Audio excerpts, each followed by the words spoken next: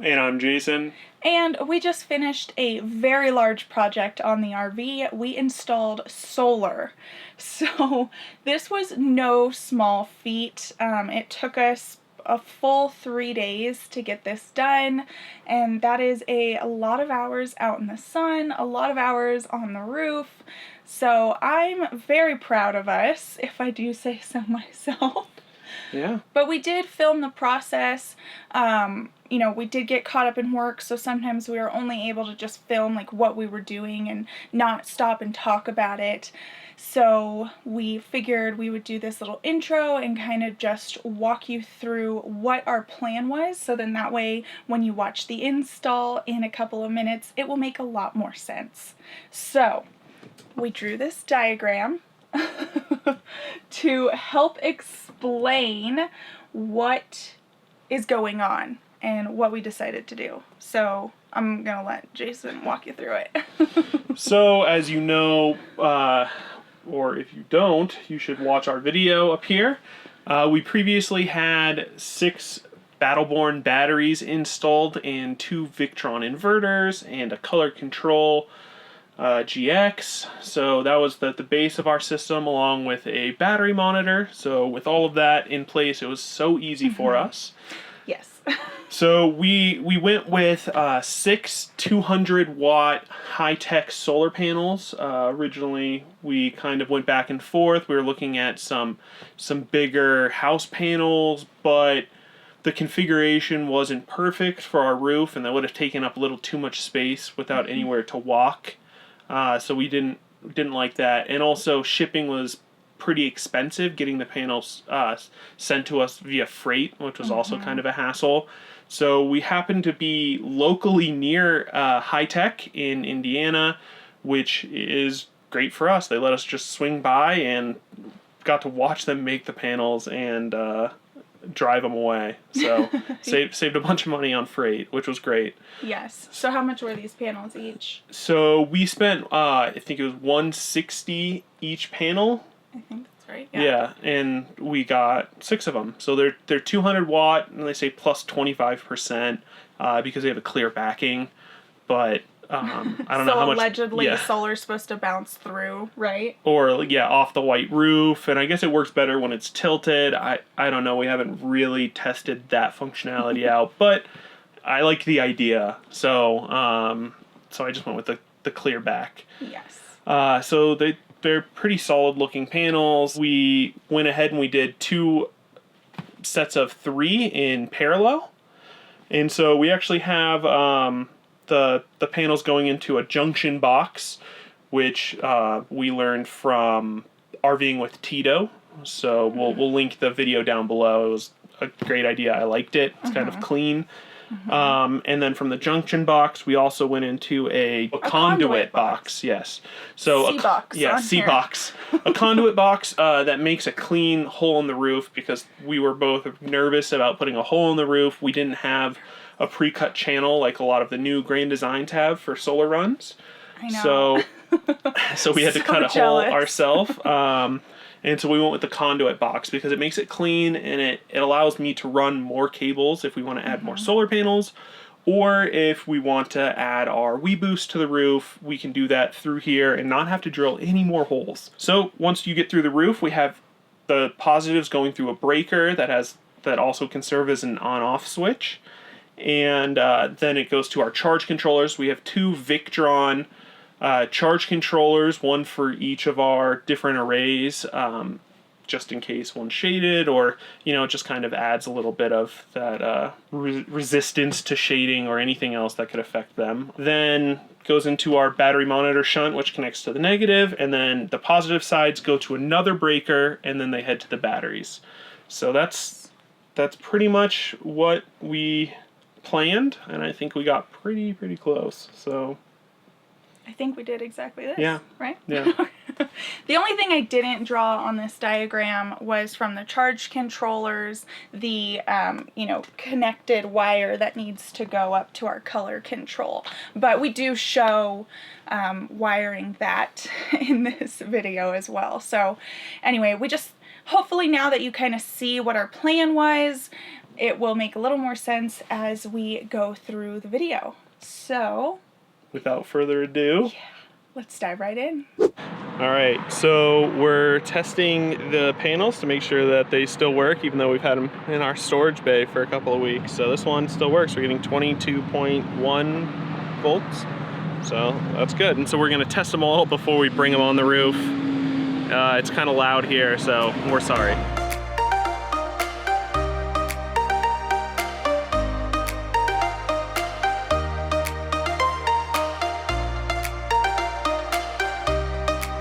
All right, they all tested okay as far as our knowledge allows us to understand them as testing okay. So let's take them onto the roof.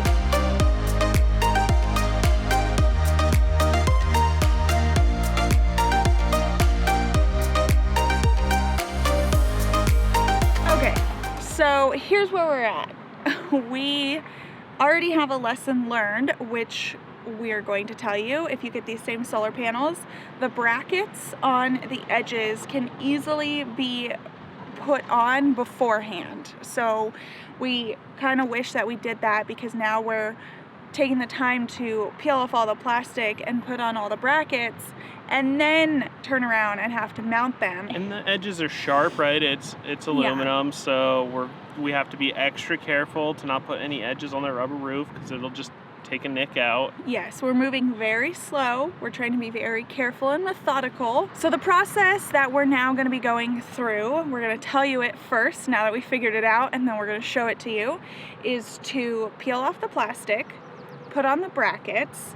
We're actually screwing in the mounting hardware to the brackets so we know exactly where we want to position the solar panel and exactly where we're going to need to screw into the roof. And then, because our drill bit can't get past the mounting screw for the bracket, we are actually removing the screw, screwing in the bracket, and then putting the screw back into the panel. So that probably doesn't make too much sense right now, but we're going to show it to you. We also were prepared to put double-sided, what is it called? A Turnabond. A Turnabond at the bottom of the bracket. However, ours came with 3M tape already installed, so I think it would be we talked about it, and we think it would be a little bit of overkill to have the 3M and then a Turnabond. Yeah, and it would be difficult to remove the 3M just to put the Turnabond, so we'll just use the 3M, and we're adding a little of the lap sealant on top, so the self-leveling lap sealant on top, so the screw will grab it into its threads as it goes down. So it's just a little extra protection. Yeah, so then after we screw that in, we will cover the entire bracket in self-leveling sealant to make it 100% waterproof. So if that didn't make sense, we're just gonna show you right now.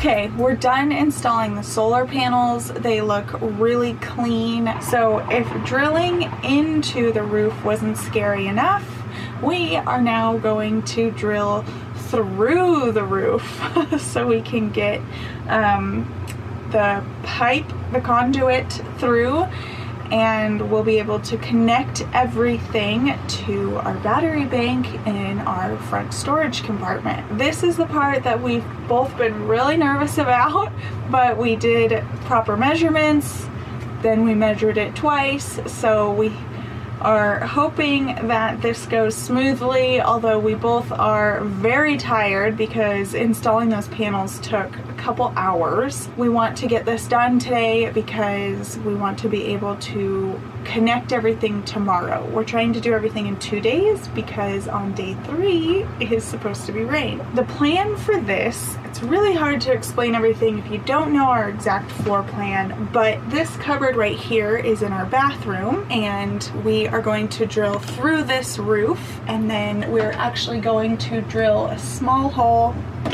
through this wall because right here goes all the way down to our basement. We did debate trying to drill a hole on the roof directly so we could get through in here, but after talking and discussing back and forth, we decided this is the best way to do it because it leaves a little room for error.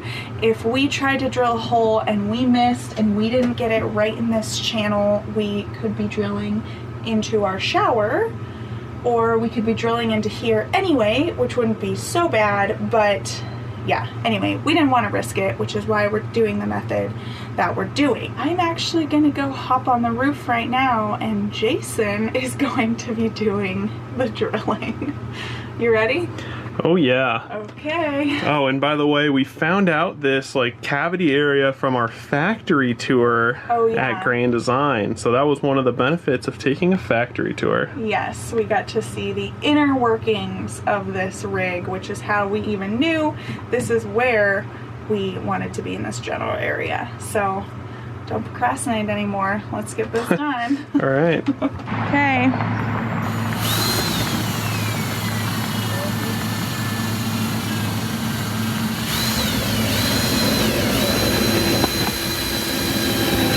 Okay, stop. It's through.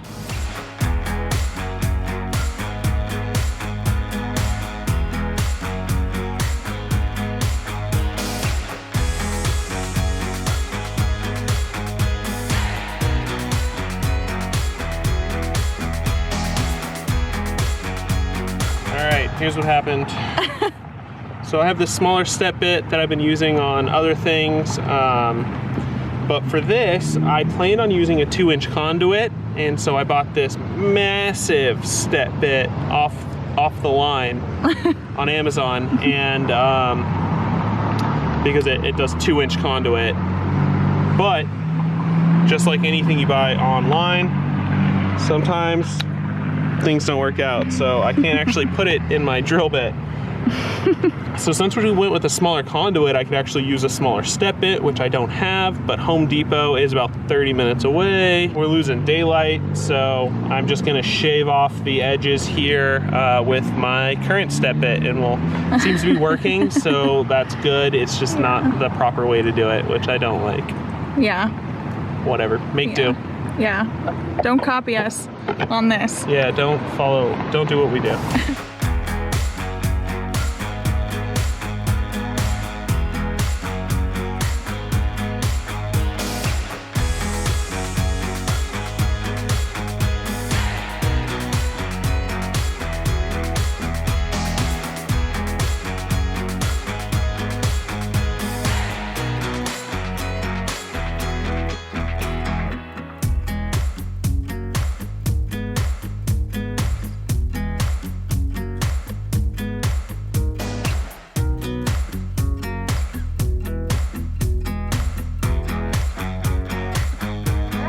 So we got that box on, which will make a lot more sense what that's for when we start wiring the solar. Right behind this wall is our shower. So literally this is our shower. And right above us is the linen closet that we just drilled into. So now we'll be drilling a hole into the side of that closet. Into this cavity right here. Which there's like a 2-inch cavity that goes all the way up to the roof, and then it goes all the way down to the basement, and our batteries happen to be right down there. I need a beer and some dinner, and we will catch you tomorrow. All right, day 2. We've been routing the cable up, and now we're gonna get it on the roof. So this is what it's all about. We started our day by cutting a hole in the wall of our linen closet. And yes, we know it's crooked. You try cutting in a small space with your left hand. We then added an electrical cover. We started to feed the wires from our front storage to the pantry, and then from the pantry to the linen closet.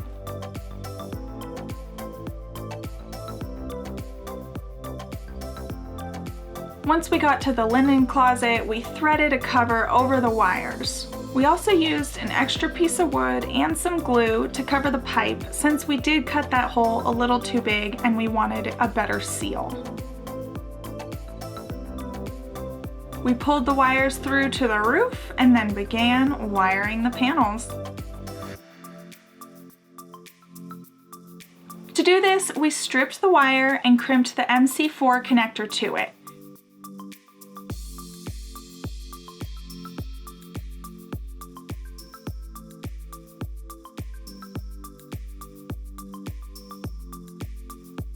Then we added on the rest of the MC4 plug.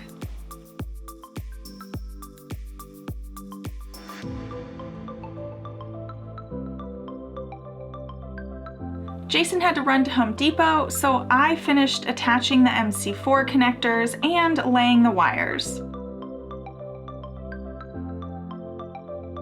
Once I was done with that, I drilled holes into our junction boxes and added weatherproof cable glands, then threaded our main cables through those. The next step was to crimp ferrules onto all of the ends that were coming into our junction box and make the connections. All right, we just finished one of our junction boxes. This is another thing from RVing with Tito. Check them out if you haven't seen them, because that's where all of this great stuff comes from. So we have our common combining right here and our positive combining right here into our larger cables, which then route down to the basement where the charge controller is. Oh yeah, and of course labeling is always important. So we actually labeled our panels, and then we labeled each cable. Panel 4, 5, and 6, common. Panel 4, 5, and 6, Cool. positive. Did the same thing in this box, and there's the labels on the panels. Getting close. Ready to do the second box? Yeah.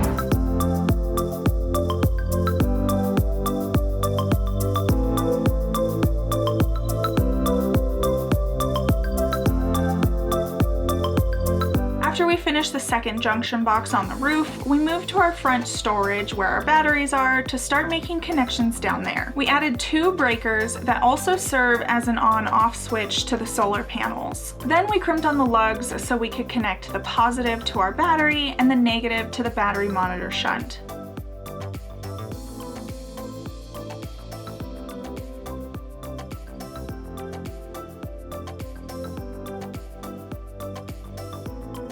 We mounted the solar charge controllers under our 2 inverters and drilled holes under that for the wires to come through.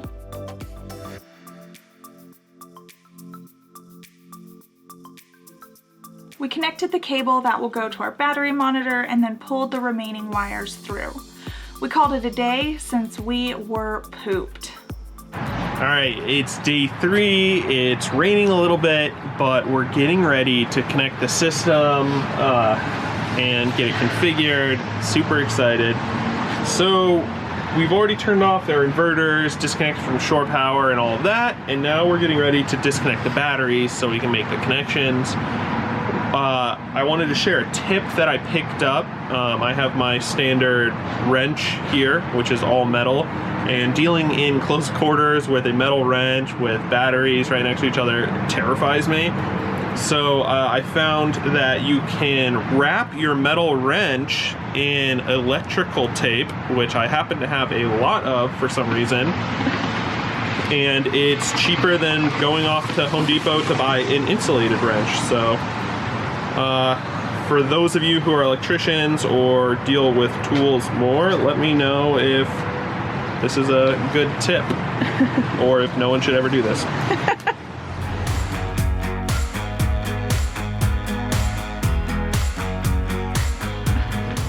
We weren't able to get the, I don't know what these are called, not fish tape, but wire run pole through, because it goes through the wall. We got it down here, but there's this like tiny little hole that it comes through, and we weren't able to get this through there. If we had like the flexible fish tape, probably would have worked better. But what we did find was a lot of extra slack in one of the wires that goes up to our battery monitor from when Sprad's installed it.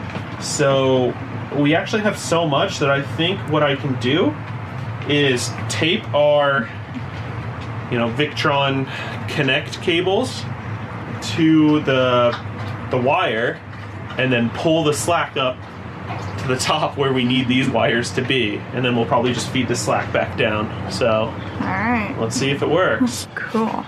So now we just need to get it from there up under here so it can go behind here. Almost there. Almost there.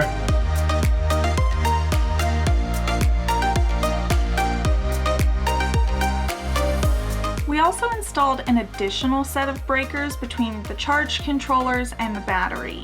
The last step down here in our front storage compartment was connecting the positive to our battery bank and connecting the negative to our battery monitor shunt. So now, with everything wired and connected, I went to the roof to plug in our panels one by one while Jason monitored the charge controlling app. We did this to ensure each panel and its cabling was working properly. Our last step, and what was definitely the most rewarding step, was adding more wire ties and then bringing the panels down. We were done. All right, and that was our install. So I'm just gonna say it again, I'm really proud of us. Yes, I am tooting my own horn, but this was a major project, so I do have to say I'm glad we decided to do it ourselves, because actually doing everything, I understand the system a lot more, which I wanted to. However, for those of you who are thinking about solar, if 3 days of strenuous activity doesn't sound like your cup of tea, then you might want to consider a solar installer. And we've also learned there is this whole other world of RVing that we have now tapped into with solar. And for those solar experts out there watching this, if you have any thoughts or opinions on our setup, we'd love to hear them. Be kind though. We've never pretended to be knowledgeable in any subject related to RVing, I feel like, so we probably got some terminology wrong throughout this video, or maybe we didn't do something the best way it could have been. And I know, our workmanship with the hole in the linen closet wasn't the best, but overall, I think we did a good job. So, for those of you who tend to judge, please don't judge too harshly. So, with that said, I think you wanted to go over some of the Victron stuff? Yeah, I mean, overall, I think I'm happy with our install. It's working. We're actually using it right now. Mm-hmm. There's efficiency things that we'll look into a little bit more, trying to get more power, or trying to, that's one of the things we don't know is it working as great as it should be, or so that's stuff that we need to look into. Yeah. But overall, with the Victron stuff, we went with Victron charge controllers to complement the rest of our Victron gear, and the fact that I'm going to be able to tie that into the rest of my smart RV project and get it to send me alerts when it passes certain thresholds, like battery state of charge gets too low, and just do a lot of really cool stuff. So I love how it all works together, and how Victron has an open source software program so I can actually see how it works and play around with it. So I think that's great, and it looks cool. It has that blue Victron color. Yeah. Yeah. Well, it matches the blue with the Battleborn batteries too. So yes, everything is very color coordinated and pretty down there, which I love. So we'll definitely keep you posted on the system and how everything goes with it. But if you have any questions, please leave them in the comments down below. I will have, you know, our solar panels linked and some of those solar resources linked below as well. Don't forget to like this video and subscribe to join our Getaway gang. We'd love to have you. We'll see you next time. Bye guys. Why you look nervous? No, sorry, I already thought of a transition, so I want to show the roof and stuff. So. No. No, none of your business. This is like gonna be part 1, I guess, and then part 2 starts tomorrow when we start wiring it. Not 2 videos. You're gonna see everything in one video. I'm tired. It's part 1. We've been out in the and sun only one for like you. 9 hours. Part 1 and only one. And our batteries happen to be right down there. Yep. Right there. One went this way, one went that way. Anyway.